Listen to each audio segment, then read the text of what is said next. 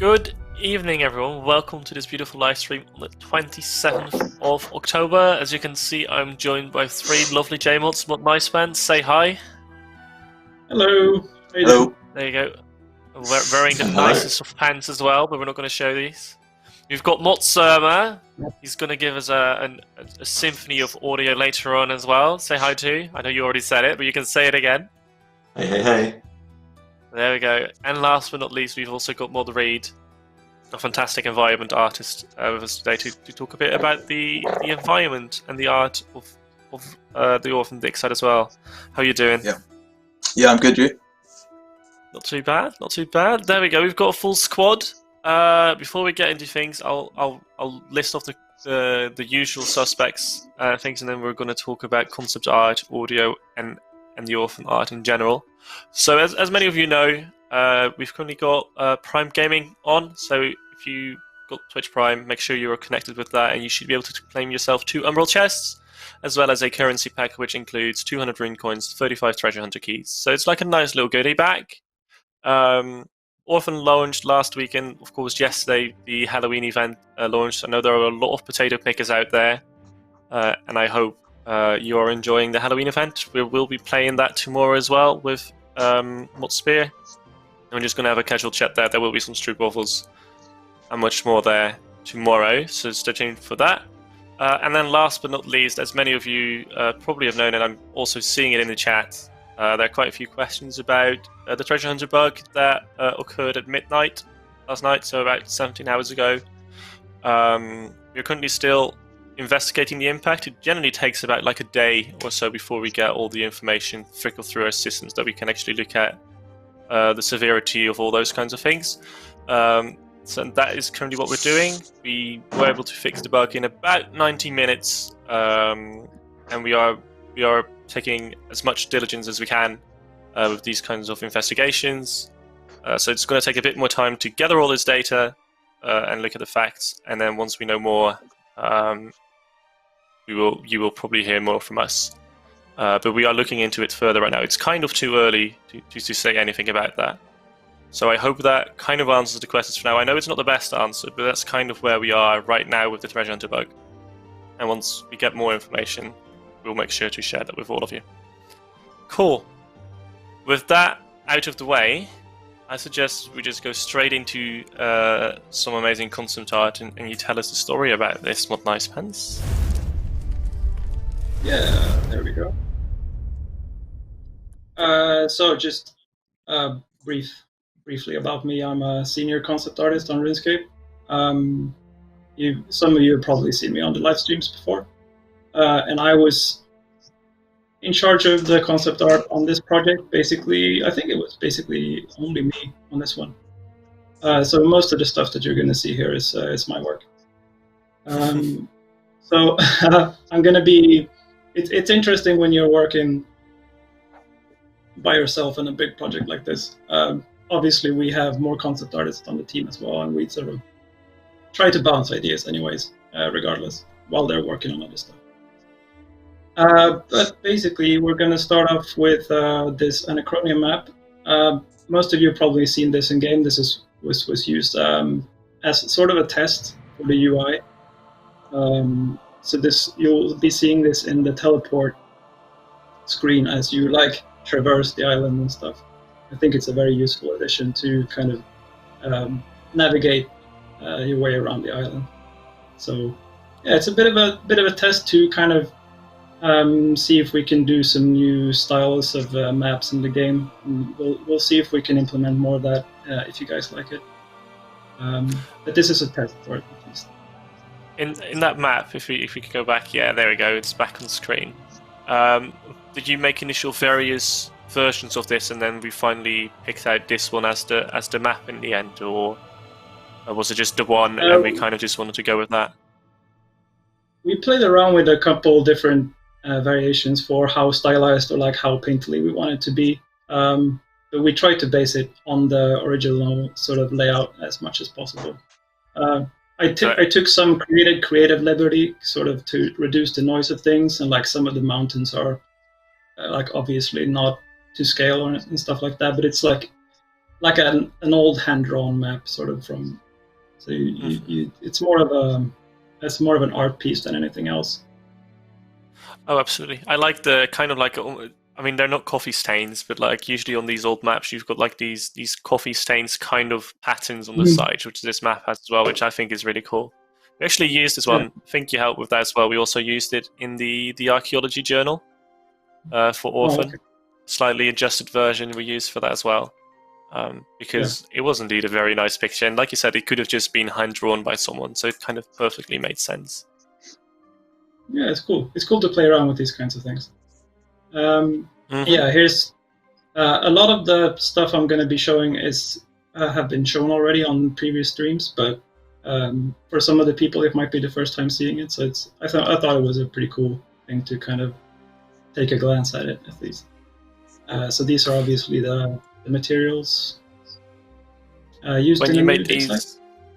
Yeah, when you made these materials, was there like did you take inspiration from like a certain thing? Because like organ stones, they're like something that doesn't exist. So where do you base these things on? So that's an interesting design challenge. Actually, is like some of these things we base on just one line of text from a designer, and we sort of have to figure out how we want to deal with it. So like we might get a short brief. Or maybe they show us some reference, like this is sort of how I imagined it, and then we kind of interpret it and stylize it to make it fit the game, and that's sort of how some of these things come together. Some of them take longer than others. Obviously, it's like the carbon black is basically just a recolor of the old asset, and then the organ stone is something new altogether. So some of them take longer than others. So that's about it for this. That's nice. So this is the banner image for the Digsite. I believe this has been shown before as well. And yeah, we wanted to capture sort of. It's hard to capture this one, this Digsite in one image, because like you have these sort of segmented pieces of where you go across the island. So it was hard to sort of decide on a location for the banner image, but we decided that it would make sense because this is your base camp. So this is like the first sort of interaction point for the content. So we just use the base camp as the promo image for this, which I think works perfectly fine. Does an image like that? Does that get like? Is that mainly used to build like the vision for the wider team? Or was it just purely serving as a banner? It's a bit of both. Some of the concept work that we do never actually gets shown outside of the team, and some of it's just rough sketches that's meant to sort of inspire sort of the next phase of production. This one, a mood piece like this is really good for showing the team and sort of this is the direction we want to go in. Obviously, this is already an established location, so less in this case, but more so in other cases for sure. Fair. So these are the artifacts. This is not all of them. We have some more that we haven't shown yet. Some sketches. They are in the game, but we didn't want to show them at the time. Yeah, this is basically the same as with the like this goes for the relics as well. We get like a line of text or like a little mood text for these things, and then we sort of get a lot of freedom as concept artists to visualize it. So that's a lot of fun. There's a lot of these relics or artifacts, I should say. So we can go a bit crazy with some of them, which is a lot. What I really liked about the artifacts. Can we briefly go back, Mordspear? Yeah, there you go. Like they're all like kind of randomized over the image, but you can still see like they're like certain collections because they've got like similarity between the colors or like the materials used for them, which I think is like really, really nice to see. And also that the fact that we put like effort and thoughts into doing those things, I think is really smart. And I always like it when you as concept artists also think about making those things stand out from each other, but also making them part of the same. They're all quite angular, Yeah. aren't they? They're all kind of sharp in places. I particularly love the pipe. Is that a smoke pipe? Is that what you call them? Yeah. Like right in the middle. Like a ceremonial pipe, I think. I've not seen that before. That's really cool. Yeah, so like I've been doing Dragonkin stuff a lot for like a year or so. So I've been digging deep into the shape language and just trying to modernize it a little bit. And yeah, this is sort of part of it. Just to you have a lot of different objects, but you try to kind of unify them by having like a similar shape language and materials for them. And that's a challenge as well, because you kind of set, you make a rule set, you have to kind of stick to it. So you can't just go do whatever. And like for all of these artifacts, you obviously need to keep in mind what sort of materials are going to be used and what stuff you're going to be digging up and things like that. But restrictions are good, because that gives us sort of a playing field which we can design within. So it's not just do whatever you want, which that can be a difficult thing to work with. I mean, boundaries are good because you could go on and on and on and on until there's no limit, is there really? Yeah. I mean, there is a limit because we need to ship a thing at some point. So there's always well, yeah. We need to be careful with that. There's a time restraint. In the early stages, we can do whatever we want, and then we kind of rein it in a lot. So this build was shown before as well. This is just a test for doing a more sort of rendered, hand-painted look for icons, for creatures and characters. I'm not actually sure if this made it into the UI, but it was a test. We wanted to see how it would look, at least. So just some more images of these are the relics. Basically, for these ones, I was giving a short line of text for what they would be doing in the game, and then I sort of tried to figure out a design based on that, which is kind of functionality first, and then the functionality changed, and I had to change the design a little bit, and then we went back and forth with the narrative designers and the content devs just to make sure that they fit the description as we went along. So these did go through some iterations as well. Do you still know one of the descriptions that they gave you for one of the items you had to create for one of these by any chance? I don't have it readily available, but it's like I would this. imagine it's like a claw on a ring or something like that. Is what you get, but it must be much more sophisticated what they gave you. Yeah, I think the one on the left was initially, I think it was like a cat paw shaped sort of fishing hook or something like that. But then we kind of strayed away from that, and now it's more like a lucky charm. So that's something that changed. I think it's related to fishing. I think it cooks your fish or something like that. Yes, it does. So like a fishing hook could have worked, I suppose. But I think there was because these are basically really tiny icons, and like the fishing hook wasn't showing up, so there's like a readability issue that happened, and we kind of strayed away from it. So yeah, these are some of the entrance sketches. So we wanted these locations to feel a little bit more established, like you have your team of excavators and stuff, and they come over here and just set up a camp next to the entrance. And some of these areas we modified. I bet we're going to go through that more in the 3D step, but we sort of modified the surface world as well as the interiors, just to sort of sell the story of it. And like you get like a progression. It's like, oh, something's happened here on the surface, and then you can enter this thing that was closed previously, and yeah, just kind of setting the stage for what's to come. Are these kind of the images that tend to go to your team that mod read? To draw things over it?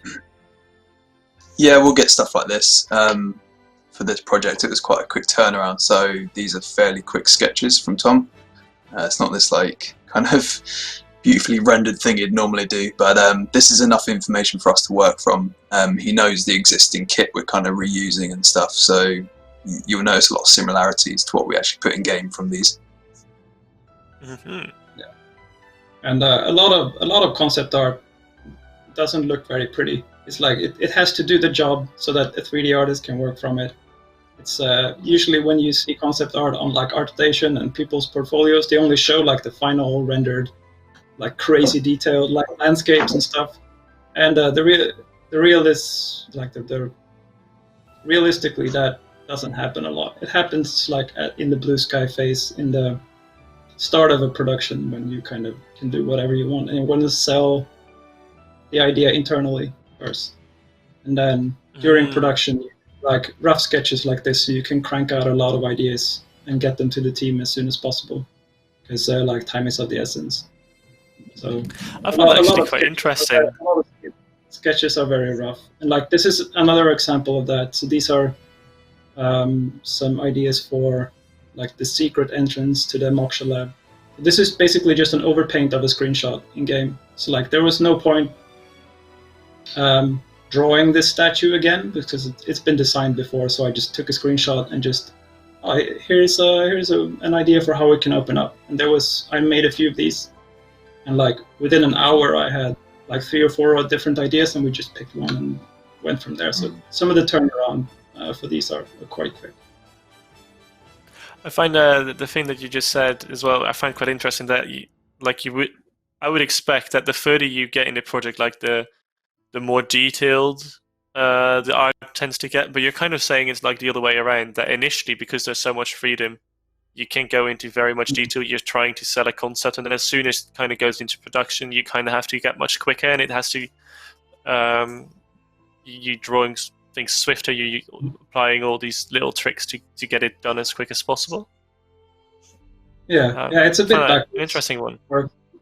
And then towards the end, if you have some time left over, then you can kind of spend some time to render some stuff up as well. So it's like, at the start, if you have a good amount of pre-production time before like 3D artists actually have to start making models out of the things, then you can spend a little bit more time on it. And then if you have time at the end to kind of refine your stuff to put in your in like marketing materials and help out with that. So, but in the in-between sort of phase, that's when you spend a lot of time just doing as many sketches as possible. So this is one of those kind of small jobs that kind of it's not very flashy or like shiny. It's just something that needs to be done. It's like, oh, we need some sketches for potion recipes and like recolors of potions, and it's just one of those things where it needs to be designed and it needs to work in the context for like you could put any color on these technically, but then it has to work. There was a tricky sort of back and forth with QA and like, oh, but this potion can't have this color because in the context of the gameplay it's going to look very similar to another potion, which is like, and it can get confusing. So like there's a lot of potions in RuneScape, turns out. So I had to be really careful when choosing the colors to make sure that they're not too similar to other potions used in the same sort of context. So was this more difficult in the end than you thought it would be to get these potions? I had a sneaking suspicion there was going to be a lot of feedback on the color of these potions, but it went pretty smoothly. I got a lot of help with it from people who knows the gameplay better than I do. This is a fun one, like the sort of communal event for building the T-Rex kind of thing. And the initial sketch for this was made by D. Barker. And he also designed the T-Rexes initially, and then we started talking about wanting this big T-Rex skeleton, and then he did a sketch for the skeleton at first, the one you see in the top left, and then I got the fun task of doing the orthographics, doing like the side view, the top view, the front view, just to give it to the to the 3D modeler to work from, which is very helpful, I think, for like especially creatures and characters to get like, how does this look from the front, because it can be quite tricky to imagine just from a 3/4 view. things look sometimes. Out of curiosity, like, because I don't imagine this is like an exact replica of like how the bones of a T-Rex actually would be, but like, how do you balance the realism versus like the stylized art in an instance like this with the bones? So I did reference some T-Rex skeletons for this, just to get a sense for how the bones sort of go together and stuff, just to make it realistic. We obviously, for this one, we all had a rig already, so we could sort of look how the bones would be moving and stuff. But then we have like, obviously we have a specific sort of style that we want to go for, and it's a little bit more on the sort of cartoony side than the realistic. So we can play around with that. Like, they have a lot more ribs, for example, but we don't have the poly count. We don't really need all of those ribs to sell the idea of a huge skeleton. So like, we make fewer of them and thicken them up just to follow our style. And I can really relate to that. Yeah. So some of those things we can sort of play around with, as long as it still looks like what you intend for it to look like, and then we can take some artistic license.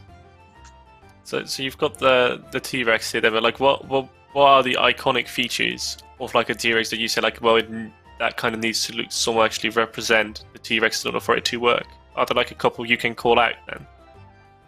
So obviously the head is like, it's what's going to sell it like a T-Rex, right? But it's also those tiny little arms, and like how they attach to the torso is kind of a complicated design, and that's going on underneath, and they have more things happening underneath the surface of the skin than you would imagine.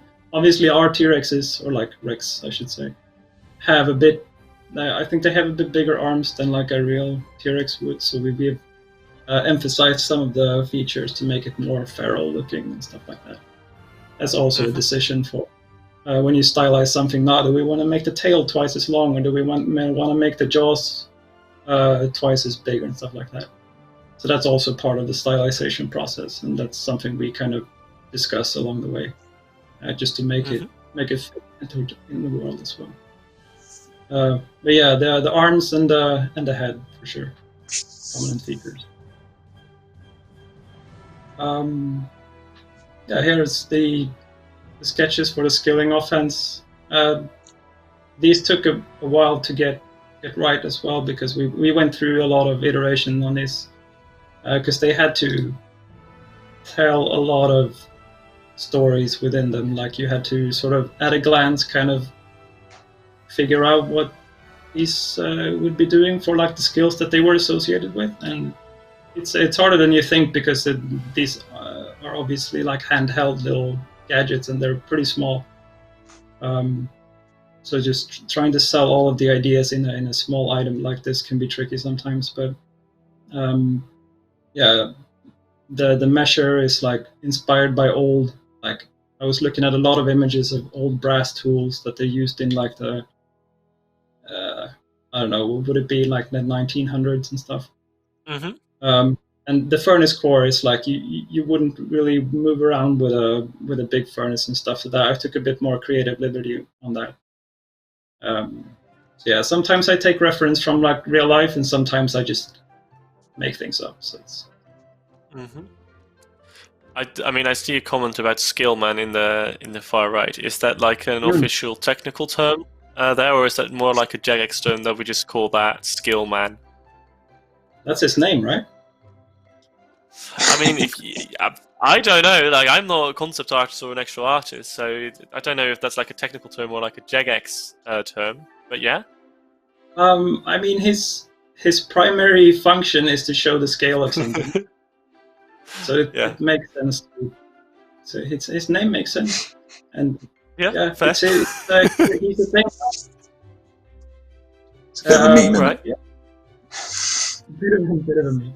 What isn't a meme nowadays? There he is again. He's tiny. Yeah, there he is.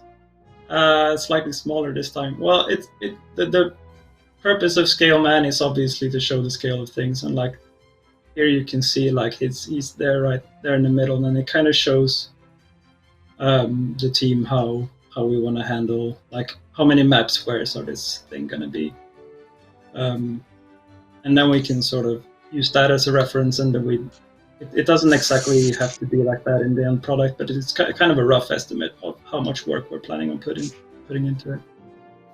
So this is like the initial, or like this is the final sketch for the vault or tomb by, maybe that was the first. Was it called the tomb in the end? I can't remember.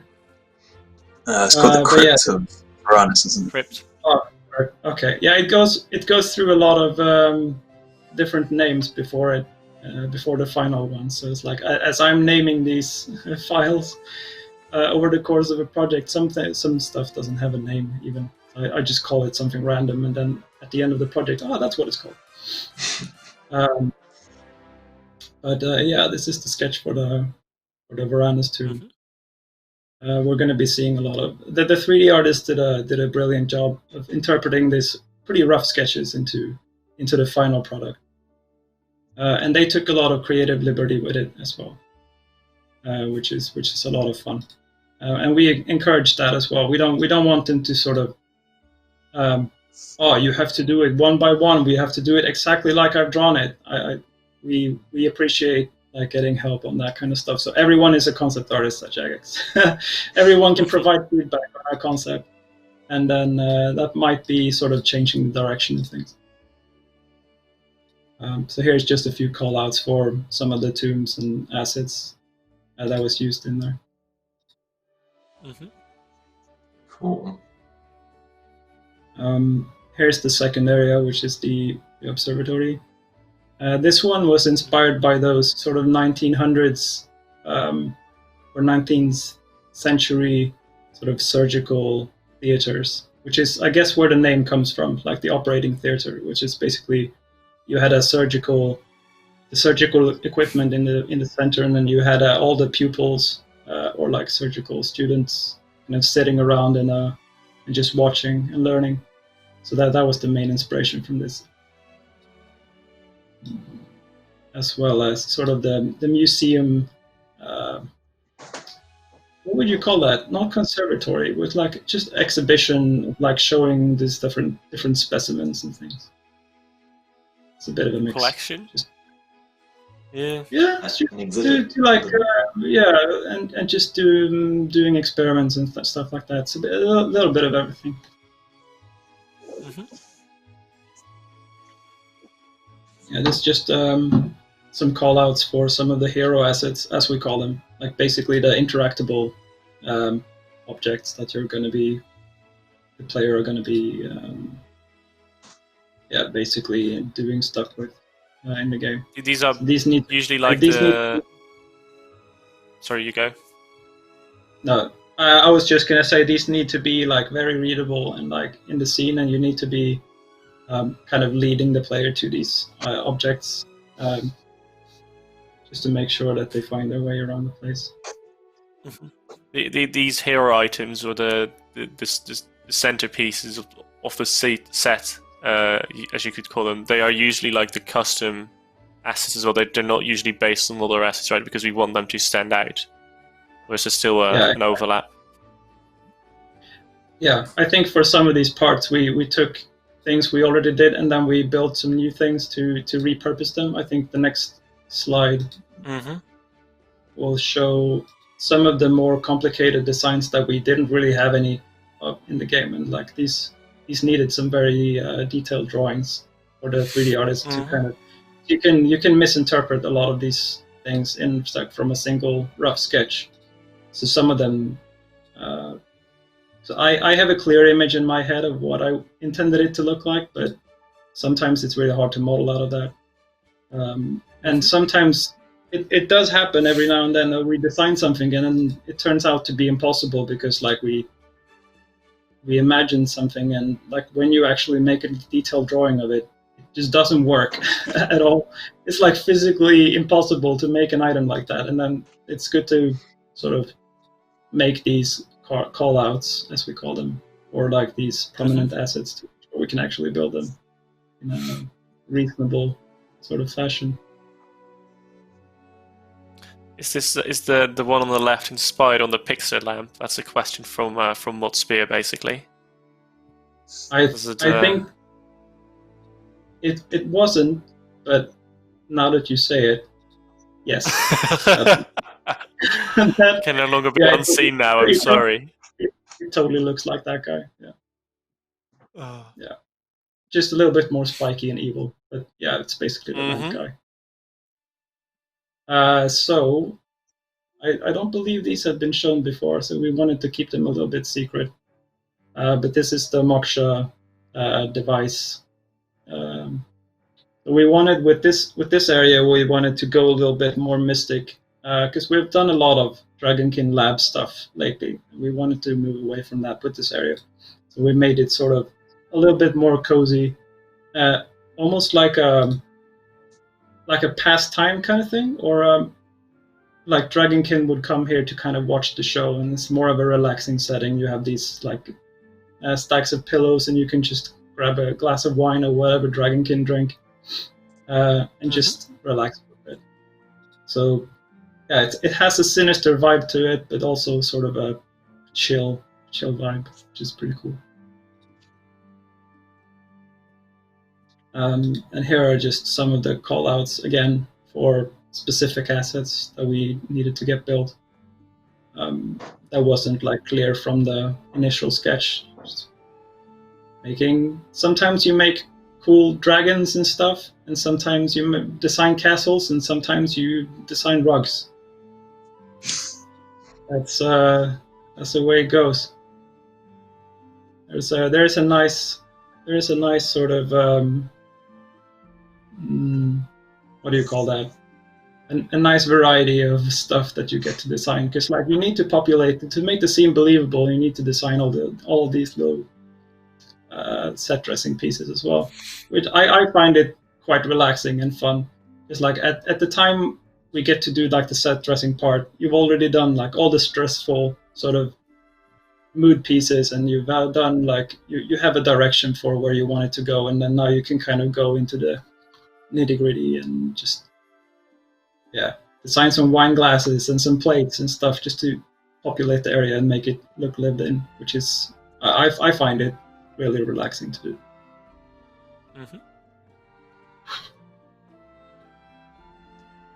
Cool.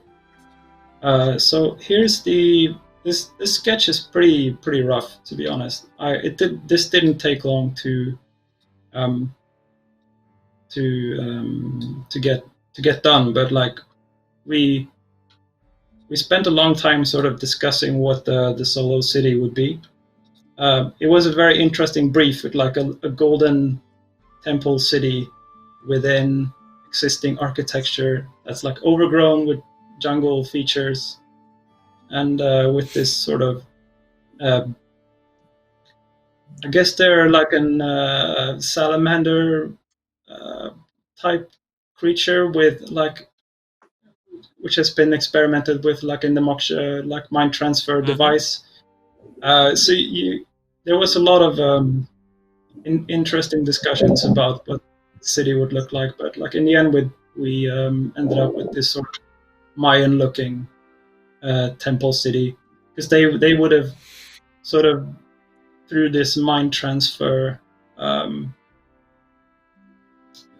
process, they would have been granted some knowledge about how the Dragon King would have built their stuff. They would have sort of done the same thing, and they would have learned how to use metals like the gold. They have a gold mine down there, so that's why like all of their buildings are made from gold. Like they have no perception of like the value of these it's a precious metal, but they don't know that. They're just using it because they have a lot of it. So that's sort of the stuff that I was thinking about when I designed it, at least. And it's kind of fun. Very happy with it. Yeah, they really was like fun. it. Yeah. The area came out great in the end, and the environment artist did a good job. So yeah, that's basically all of the slides that I had to show. I hope people like the areas that we've created. I think they Yeah, do. it was a lot of fun. Did a lot of work on this. You go. I'll keep my mouth. No, I'm done. No, it was a really fun project to work on. And kind of, yeah, the Solo lab, or like the Solo City, was a nice sort of crown jewel to kind of finish off the Orthen site. So yeah. Mm-hmm. I can imagine so. Yeah. Thank you for the ride through the concept art. I can also tell that the chat really appreciates seeing these kinds of concepts. And the next step, after you've got concept art, obviously, that means that now, like you refer to 3D artists, environment artists, they're going to get to work with that. And that's where you come in, Moderate. You're the expert in this field. I think you've also got a couple of small videos that you're going to show us. So we're gonna hand it over to you basically now, and let you tell the next step in the process. Yeah, I think the videos you're on about are on your end. I made some little clips that shows various images of each of the sites, showing the different stages we kind of go through.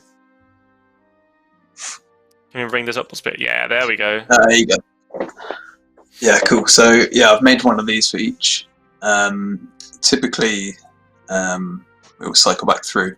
We'll start off with a white box stage, which is kind of self-explanatory. You have a lot of white cubes and boxes everywhere, which you'll construct your whole level out of. And the idea behind that, this image here, is it's very quick to kind of flesh out what this space is going to look like, the scale of everything, and just kind of play around and see if everything feels like it plays fine, and it's how you want it to kind of feel, I guess.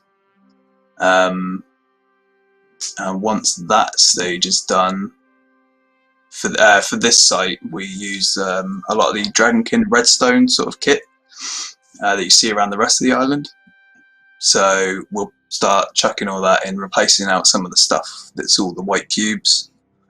And then when we're left with anything else we need to make, we'll start kind of going through that and populating that out, which you can see in this image. So I worked with, it was myself and Mod Blackwitch on environment art.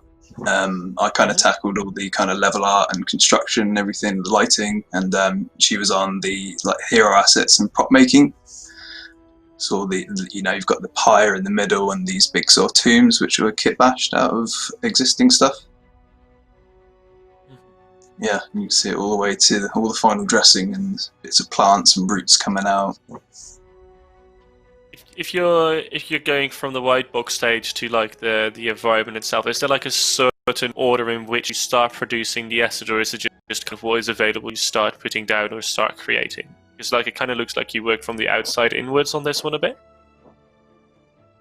Yeah, I think for the crypt it was quite extreme height was used, so we kind of wanted to test that you could kind of get the player camera in there and you weren't kind of clipping through too much stuff. The scale felt good around you as you kind of went down the staircase into the main sort of circle platform. Yeah, just the big sort of main structures you kind of typically start with. Mm-hmm. Were there any particular challenge with this piece of environment in particular, or did it just kind of a bit of a smooth ride? It was fine. Yeah, we were just a bit cautious of making sure the walls kind of around the the staircase and the platform weren't too tall where you were having to play too top down constantly. But I think we've managed to make it large enough which it kind of avoids most of that. Mm-hmm. All right. Yeah, so this image explains when you hear the term kit bashing, that essentially means we'll take a look at what we've already got existing models, which is in the second image. So you can kind of see Mod Blackwitch has kind of grabbed some pillars and a door and a metal Dragonkin statue, and then we will create any additional bits to go with it. So these big sort of side pillars. And then eventually you will we needed to retexture this to be all made out of redstone. So that's what you see in the last image, which was plugged into the environment. And you'll see this a lot in games as well. Is there like a quick way to search through your library? Because I imagine like we've got tons and tons of doors. Is it like you're just going like wandering through an IKEA almost, and you're just like, oh, that fits? Or is it like how do you find this? Because I imagine you can't search on like dragonkin looking like sculpture or something like that. Or would you then still get a hit, I wonder? Yeah, it depends, I guess. I mean, if it's like reusing like recent stuff that we've used a lot, we kind of like have good memory of I can use this door or whatever. But yeah, sometimes we kind of just ask around and have you got this item that can kind of look like this, and then we'll see what we've got really. Okay. Yeah, this is another video. This is the Moksha ritual site. So again, it just kind of cycles through the various stages we go through. This one was all about the big device in the middle, I guess, which was tackled by Mod Blackwitch. Yeah, quite an odd one to do this, but we think it turned out pretty cool. So this was all about kind of getting the navigation correct as you're walking around. Yeah, creating this kind of chilled but like sort of cozy kind of weird feel we were going for. And yeah, it's you'll see from like the start image, you kind of start out super basic. It's all kind of focused on that central bit, which is the most important piece. And as you kind of go through it, we added some diagonal walls. We added that upper tier with all the sort of seating and the cushions up top to add some additional height. As that device in the middle was sort of being created and textured and stuff. Yeah. I recall seeing some early pictures of this as well, and I know like one of the things that we put quite a bit of details is like the Moksha device, of course, but like also like kind of that it's kind of hanging on its chains and like dropping down a little bit. But that is at the same time is also like a very difficult piece, wasn't it? Because it's like kind of difficult to make that feel right. Or is that am I talking nonsense here? Yeah, I guess you could kind of say that. So yeah, it's this big sort of heavy device. It's slightly sagging on these sort of chains suspended above this strange sort of purple pit, I guess. I don't even know what is in it. Some sort of glowy stuff. Yeah, just the way we sort of use height mapping in the game is quite tricky, sort of getting you to walk quite smoothly over all the bumps on that middle section as you're sort of excavating the spots. All right. I think it's probably one of my favorite sites. I just really like the hanging device there on the chain. It's really cool. It's really well done. Yeah, it's cool. I'm always interested which ones is people's favourites actually, because compared to the main archaeology release, the dig site for this is obviously split among the 4 different areas, and although each kind of map is smaller than something like the Infernal Source like I worked on, I think they're quite dense and rich, and there's a lot going on in each one even though they're not as big. And you can see in the first shot of this Mod Nice Pants' sketches he's made. Again, because of the time limits we had for the project, I think it was maybe just over 2 months for all the art, so there's a lot to do. We've kind of stuck to his sort of level design, got that in quickly, tested it, was all good. We made any adjustments if we needed to, and then it was just a case of just replacing all that stuff and making any new pieces we needed. Mm-hmm. On those last 2 pictures, you can just also tell like how much of a difference the lighting makes to an environment, which is absolutely insane. Yeah, so the first that first sort of greenish one was just a quick sort of temporary lighting I've grabbed from a different map we had, and then some little like torch lights placed around, and then we'll go back in one of the last things we kind of do is a lighting pass right at the end and sort of just tighten it all up and adjust it how we want it. Where in the process do you generally do the lighting? Because like as you can see, like it really affects like how the dig site feels. So I imagine it's kind of early on in the process you do a quick pass of it as well, or is that an incorrect assumption? Yeah, so the second image already from that first one, you can I've grabbed some lighting, which is, you know, in the ballpark of kind of where we want it, but obviously needs a lot more work. This one here. And then yeah, it's just a case of iterating after that and just kind of balancing it all with once all the props are in and stuff. Cool. But yeah, you can quickly change the feel of an environment a lot with just lighting. And the Zolo City one, I think, yeah, this one jumps quite a bit. I didn't have an image like in between these two, but you can tell how basic it sort of started out. Again, white boxes or cubes for, you know, rough sort of scale of all the temples. We are reusing the walls that we already had, so some of that was already in, which typically would still be white boxes at that stage. This was once the golden temples had been made and they were plugged in for the first time. And then the last one is once we did the big sort of plant pass and final lighting, and it really comes alive there. I think that was a big change that kind of finished it off nicely, I think. And again, although it's you know, a small map, it's fairly flat, really. I think I've seen a lot of positive comments about it. It just feels like really lush and sort of nice to be in here, I think, you know. Oh, absolutely. Can we briefly go back to the first image as well? Because I briefly want to say something about that as well. I'm making your life hard, Multiple, I'm sorry. Because I know this is also something you've been working on a little bit in the background as well, to level up our white boxing stages.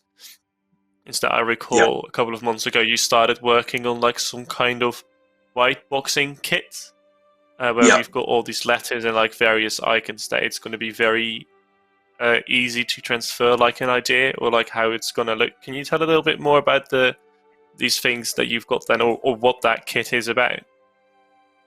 Yeah, so I spent a little while creating a suite of assets, various, you know, size cubes, platforms, different shapes. We got lettering, stuff like that. And what essentially that does is we can take that as environment artists or doing the level design or whatever, and it quickly just gives you a lot of stuff to work with. We can map down ideas very fast, test.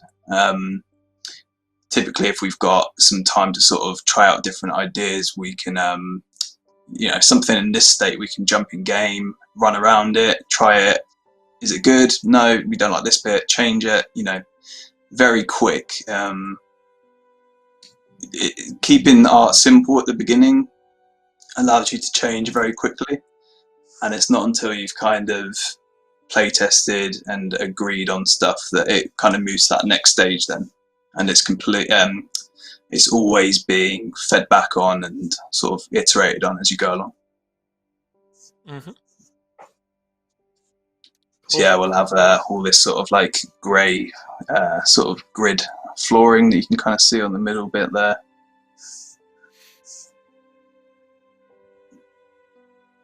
All that stuff, yeah. So super ugly. It starts out horrible, but you just start layering all the nice detail on and all the pretty stuff as you go. So it's all about conveying that idea again and like making it come to life as quick as possible, isn't it? You have some more assets, to get to the point where you can how you want it to, and it feels right, and you know, the scale of everything's correct, and then it's just a case of sort of like adding that nice layer of paint on it. Yeah, and it's much easier to. So if the gameplay doesn't work the way it's intended, it's much better to make changes at this point rather than just finalize everything and make all that beautiful lighting which takes a lot of time. Yeah. And then you find out after that is done, it's like, oh, it doesn't work from a gameplay perspective, and then you have to go back. So if we can nail a lot of that done early, then that saves us a lot of headache at the end. Cool. Just check in with Modsphere. Do we have more assets, more videos and images? If you're talking Modsphere, I'm not hearing you. Just saying that. I don't know. I guess not. I think that was most of them. Cool. I made a video for each of the 4 sites we worked on. Yeah, that was pretty much it. Cool. There you go. He's messaging me privately now. So that's all. All right. Then I suggest we slowly start moving toward towards the audio part of it as well. So if that's working, that's fine. I do know he's also messaging me that we've got some network issues, so I don't know to what extent Modsphere is able to control the live stream right now. Not for the stream, just my house, he says. So we're gonna see what's gonna happen, whether we are gonna be able to move scenes, and we're gonna listen to some audio.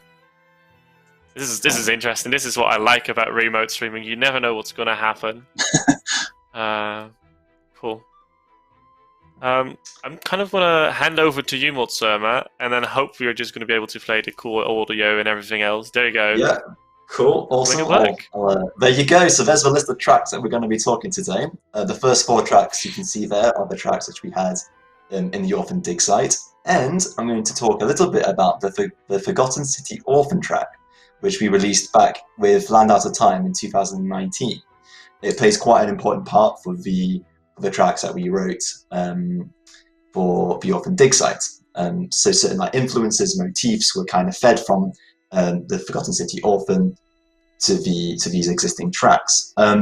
One important thing about these pieces of music is that early on in production, I thought, you know what, I really want to record a singer.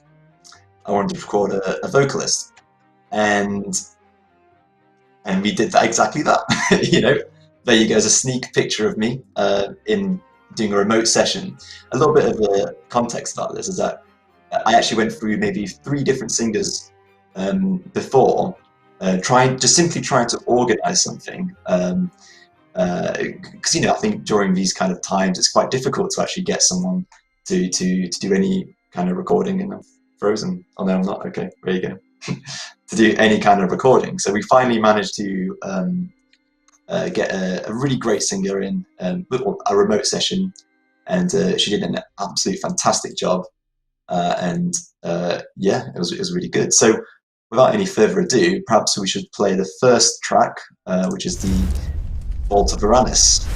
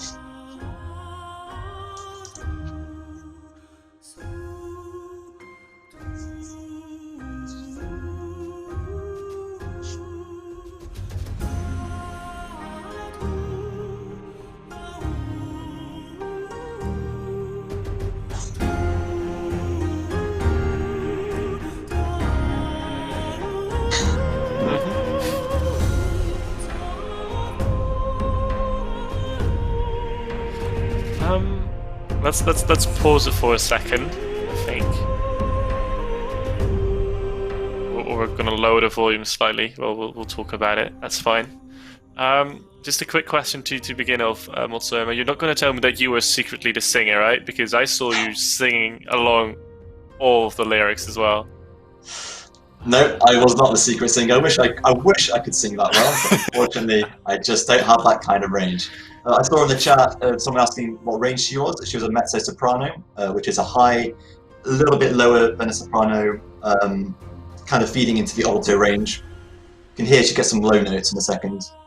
So yeah, and to kind of fit the environment art, the concept art, we thought a single would be a really good idea to kind of fill that space, make it really grand and beautiful and majestic, and to kind of reflect on this character Varanus, and his personality, really kind of really big sounding.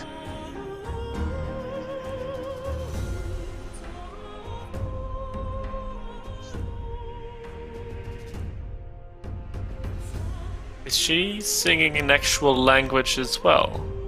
No, but interesting you say that, because when we were in the recording session, I said to her, just say some like voos, ahs, make it up like a language, and she did exactly that, and it sounds quite like like some sort of ancient language, and that was really cool. We thought okay, we're going to do that, not just the ahs and oohs, but more vowels and consonants to really make it sound more interesting.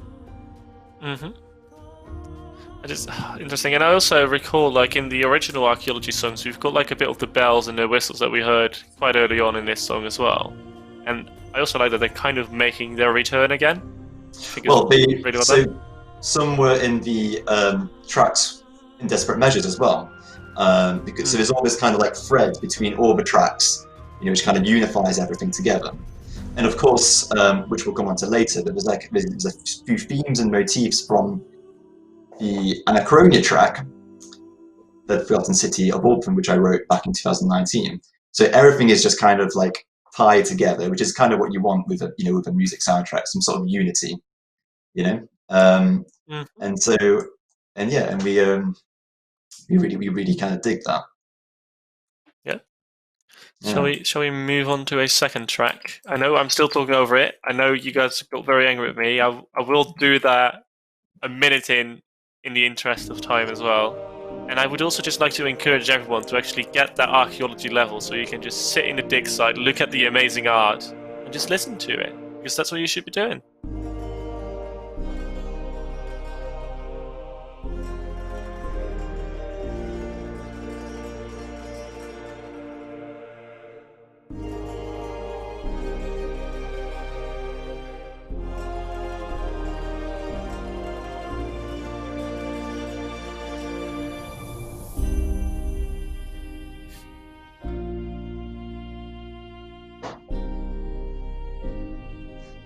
Quite sad.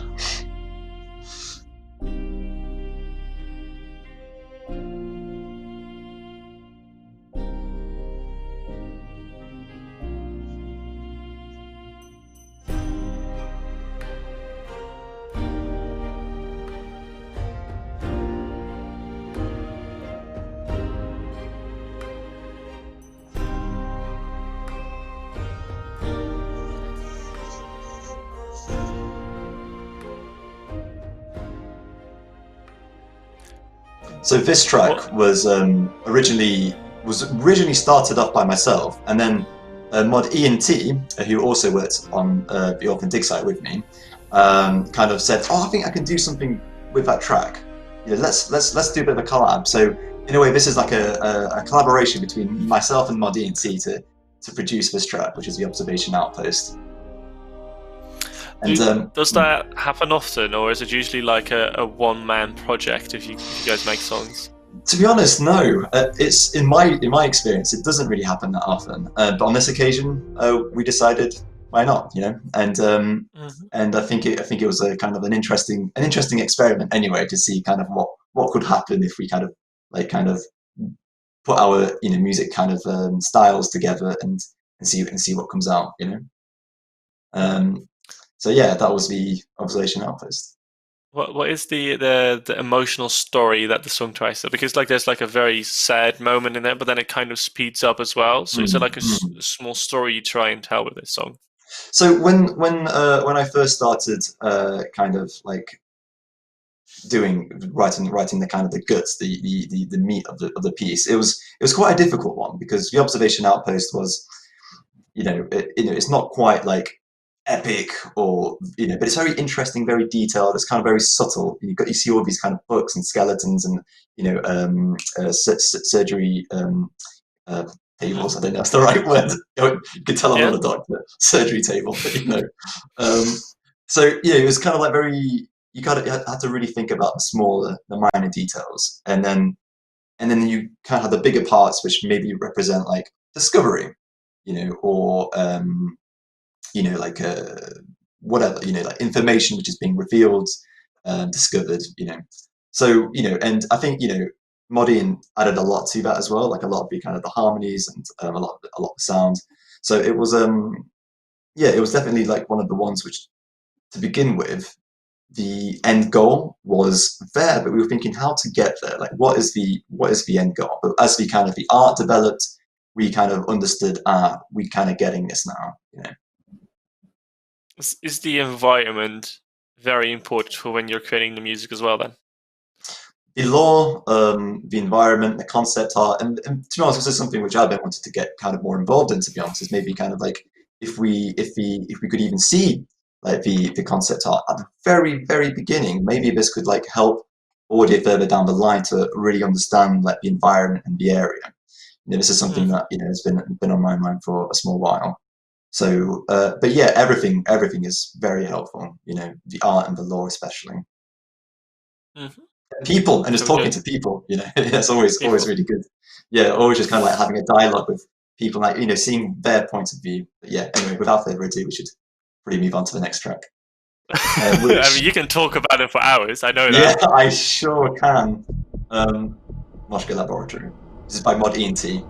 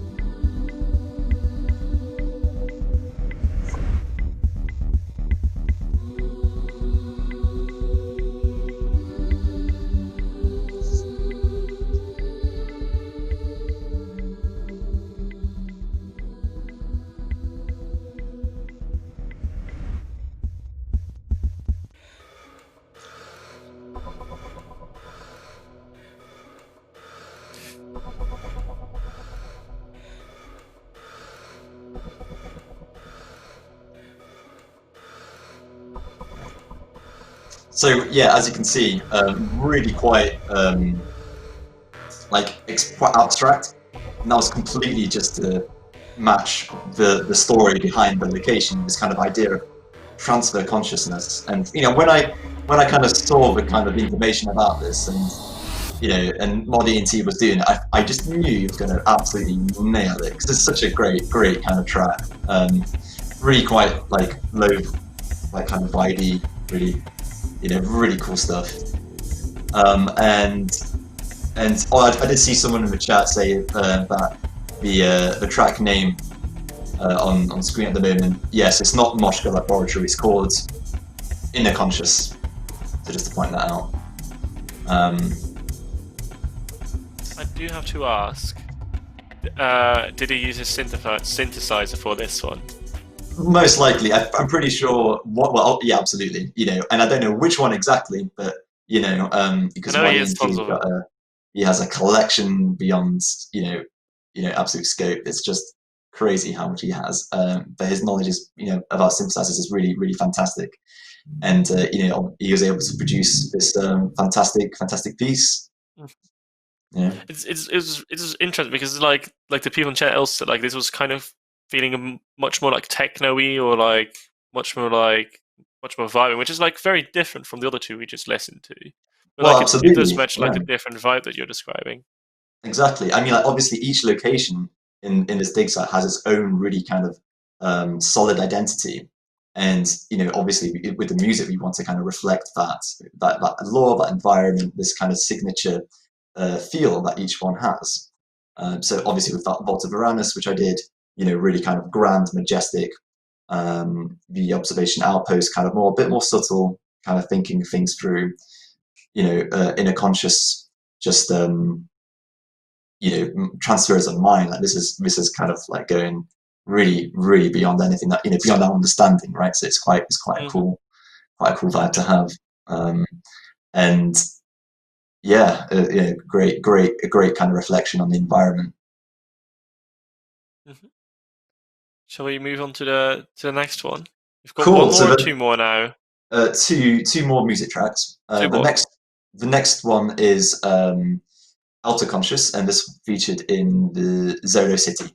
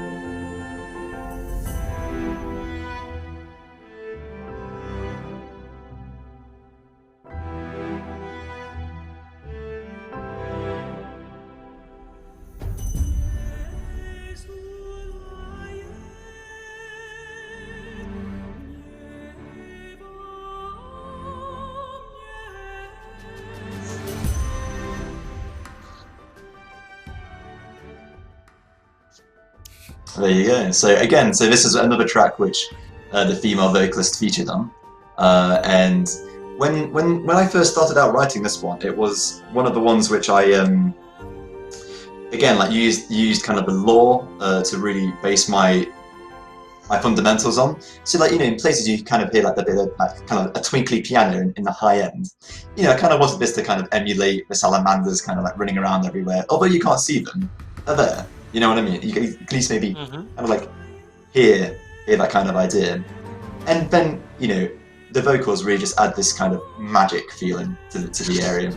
And as what Reed was saying, how everything was so kind of lush. Then you got some music, and just like nice adventure, nice environment, nice place to be in, and yeah, that's definitely one of the tracks which I felt just added so much, and I really liked it. I think this one is probably my favorite out of the 5 that came in fourth. And like that first 30 or so seconds with that voice, and then like the piano in the background, I absolutely love that.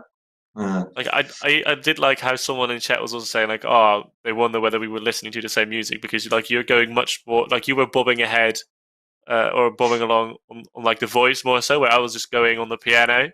Well, this is it. It's just it's I like that, because like everyone has like these other parts in like the music that they really like, or like that resonates with them. That's so true. And when people listen to different things, they tend to listen to different parts of the song. Maybe someone's listening to like the drums, vocals, violin, whatever. And it's really important to get each section really nice and clear, because people have different perspectives on different things. So it's such an art, right? This is what we do. It's 100% an art, and I would absolutely love to possess something like that. But I also know in my lifetime I will never achieve that either. I heard your ukulele skills. Don't flatter me like that.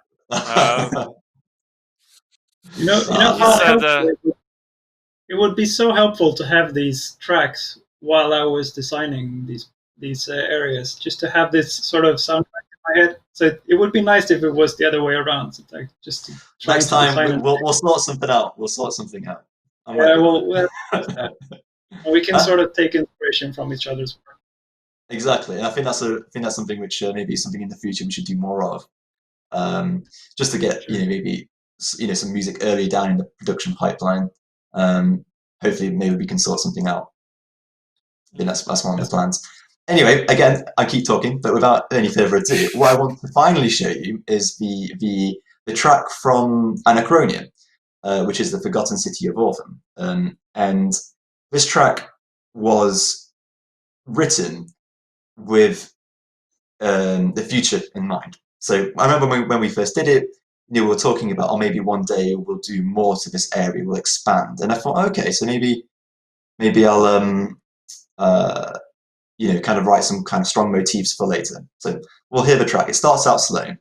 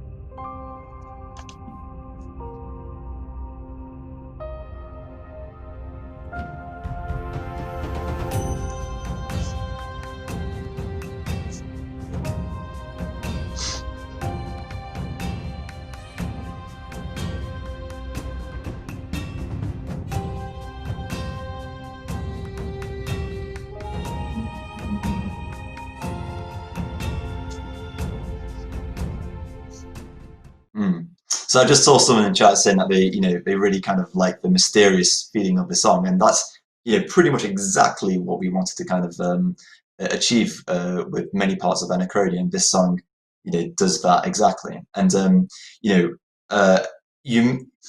I try to make it as obvious as possible. There's some kind of sound motifs here which feed into the previous tracks which we heard, like in Zola City, especially in Vault of Varanus and the Observation Outpost, and what's it called again? Inner Conscious. That's it. Forgot that. So I guess I just wanted to kind of show that kind of thread between all the tracks and how they all kind of feed in to one place, I guess, and that's that theme of Orthen, which, as we know, is a very, very special place. Aww, it's like the end of like a book sign-off almost. I do like it though. They're good. What are the main instruments you've used for these songs for the less educated ear like mine? Well, there is definitely a big variation. So obviously we've got vocals. We have strings like violins, cello. We had lots of percussion, so big drums. Like, so, like for example, in the most recent track we just heard, the Forgotten City Orthen, we hear like it's a fiddle, if I remember correctly, a fiddle sample library. I think it's from a certain country, and I can't remember what it's called, but you know, a fiddle of some sort, you know. And what I really like about that track in particular is it's like the pad, what we call in audio, the kind of sustained drone, which is like played through a lot of the piece of music, and this to me really just kind of sets the foundations of something like mysterious. Like, what is this? What is going on? You know, and you know, that's something which we call granular synthesis in audio.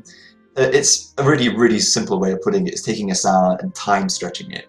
You know, maybe you've seen like some YouTube videos of like, you know, a piece of music time stretched by like 800% or something, and it sounds really kind of slow and kind of lush and mushy, but it really gives this atmospheric sound, which is something which I really love. Yeah, so loads of cool instruments, and who knows what comes next, really. Oh, stay tuned for more tunes. The audio team has many more tunes coming up. One question in chat that I saw as well. Do you look at other games for musical inspiration as well?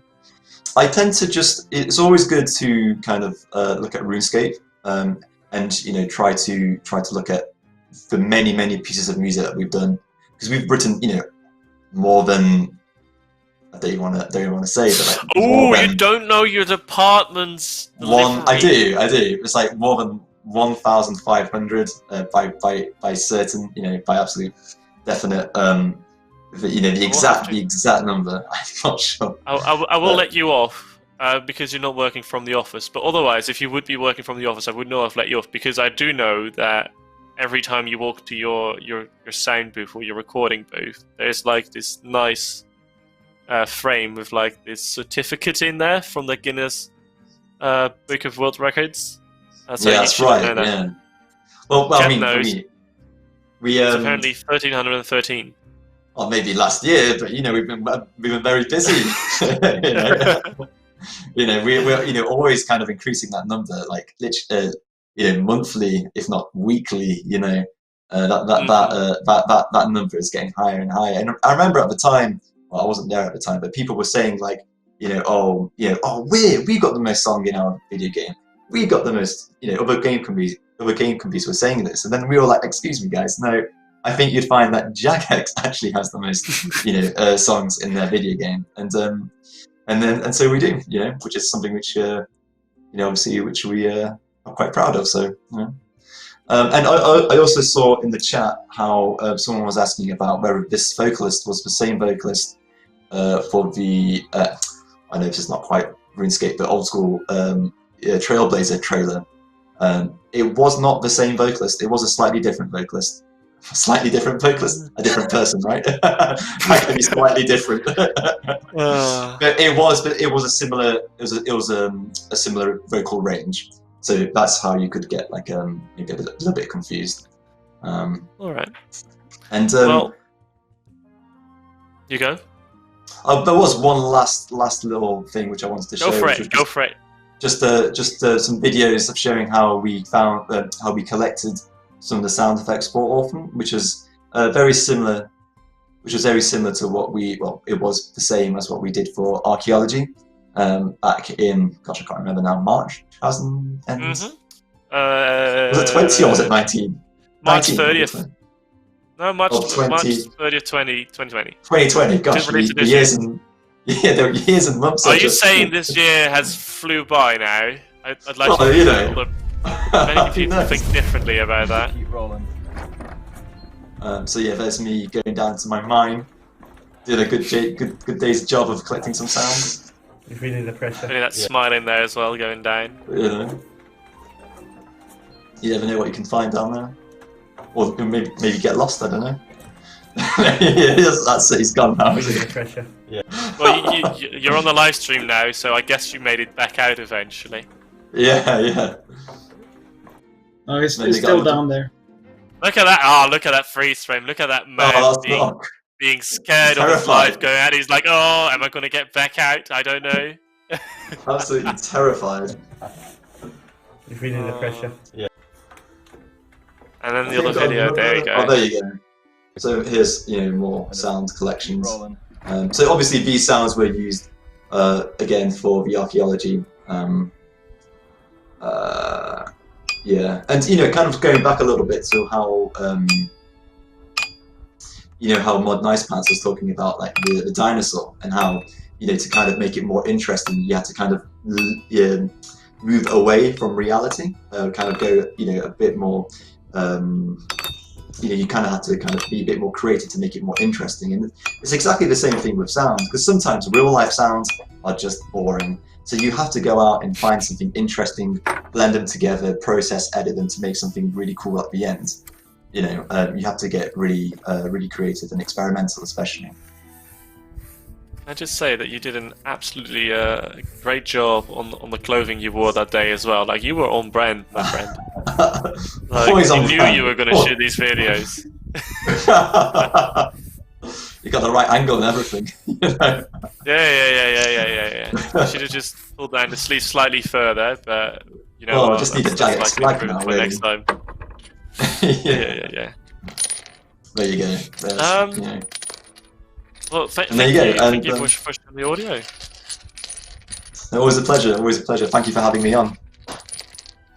I'm also gonna thank Mod Nice Pants, Mod Ray. Thank you for showing your disciplines, your skills, your talents, as well, sticking around as well, listening to the music with us. I know we went over by like 20 minutes. It wasn't an intention, but if we've got good stuff, we're not rushing it, and if we've got cool things to show, we're going for that as well, which we absolutely did today. I really enjoyed looking at the concept art, the environment art, and the audio, and I also like the little crossover between all these three departments. And even right now, like you said, Mod Sermon and Mod Nice was like, you kind of want to collaborate a little bit more and like kind of share these early thoughts, so because it would help each other both. I think is very enjoyable. So a big thanks for showing all that. I love the music tracks. I think they will eventually make it to Spotify and your other audio things. So there are plans to release the Orthen Digsite on Spotify, along with the I can never pronounce this word properly. Is it the Effigy Incubator? Effigy Incubator. Effigy Incubator. So these tracks are coming to their way to Spotify soon. There are plans in place to make this happen. Cool. Thanks for that. Let me just check if I've got to say anything. I've lost the live streaming script, so I guess we're not doing that. There you go. I did find it. I mean, I was just baffled by everything else. I've now lost the chat as a result. But XP Live is coming soon again, so make sure you're preparing for that as well. That is 2 weeks time from now, Friday the 13th, top of my head. Please tell me I'm right. If not, you can blame me. #BlamePorky. Thank you all for joining. Stay tuned for more information about the bug exploit and such as well. We're investigating, as we told at the beginning. And with all of that said, thank you for being on the live stream. Thank you for producing this Mod Spear. En look after yourselves en tot ziens iedereen.